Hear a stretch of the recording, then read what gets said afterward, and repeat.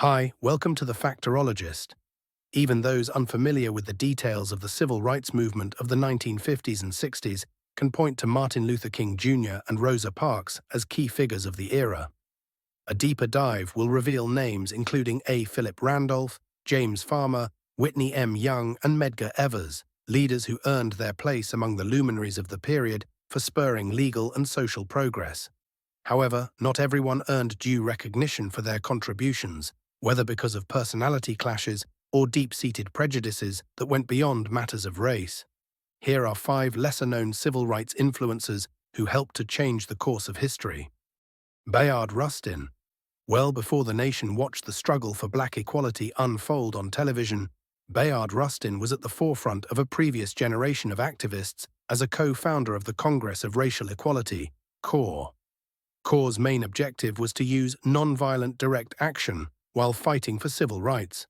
Rustin later helped Martin Luther King launch the Southern Christian Leadership Conference, SCLC, and is credited as a primary organizing force behind the 1957 Prayer Pilgrimage for Freedom and the 1963 March on Washington.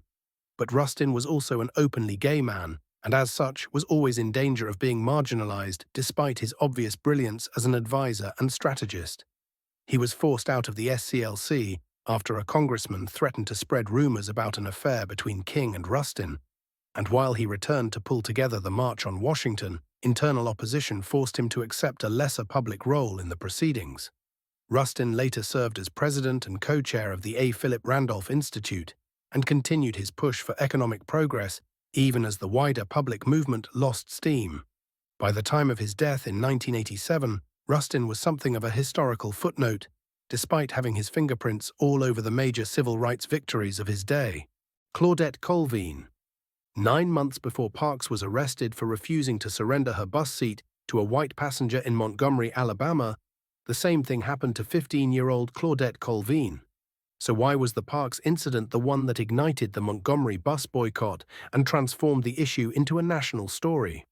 As Colvin herself later conceded, the then 42-year-old Parks, a secretary for the NAACP, was considered by some to be a more respectable symbol for the boycott, particularly after it was discovered that the unwed teenager had become pregnant. Nevertheless, Colvin wound up playing a crucial role as events unfolded, as she was named a plaintiff in the 1956 Browder vs. Gale case that challenged the constitutionality of Alabama's segregated buses and provided the legal backbone for the boycott's triumph. Colvin left Alabama soon after and spent most of the following decades living anonymously in New York City, though her contributions have finally earned some long-overdue recognition in recent years. Fannie Lou Hamer. If King served as the face and eloquent voice of the civil rights struggle, then Fannie Lou Hamer represented its rank-and-file members who were sparked to action because they were sick and tired of being sick and tired.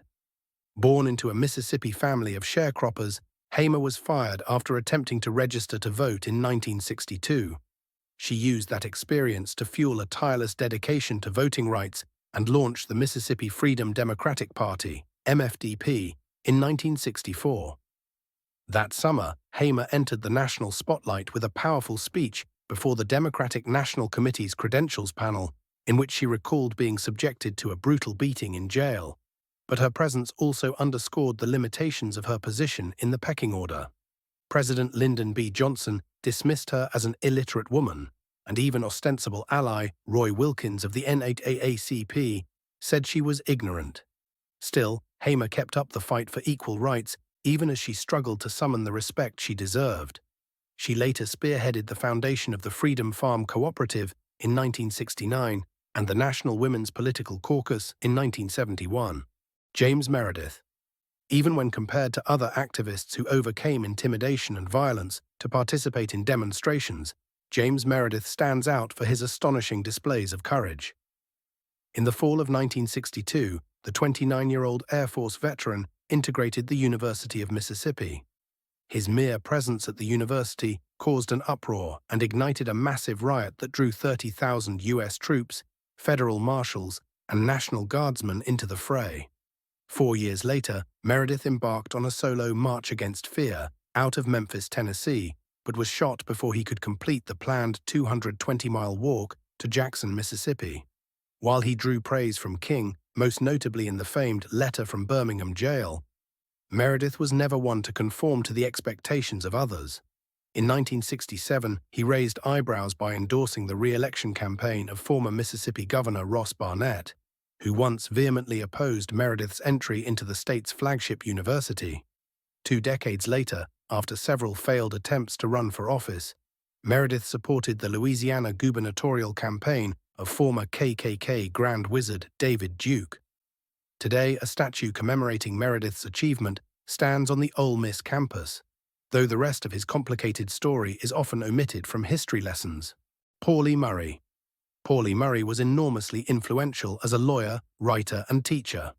She became California's first black deputy attorney general in 1945, as well as the first African American to earn a Doctor of Juridical Science from Yale Law School 2 decades later.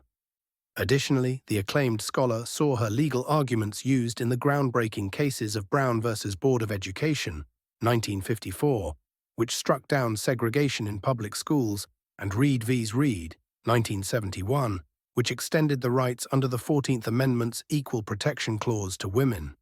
Publicly critical of the sexism rife within the ranks of the civil rights movement, Murray helped launch the National Organization for Women, NOW, in 1966. Eventually, she found herself out of step with its leadership and stepped away. On her own once again, Murray resigned from her teaching post and entered New York's General Theological Seminary, en route to one final historic achievement in 1977 as the first African-American woman to be vested as an Episcopal priest. If you want to learn more about various facts, please subscribe to The Factorologist. Until next time.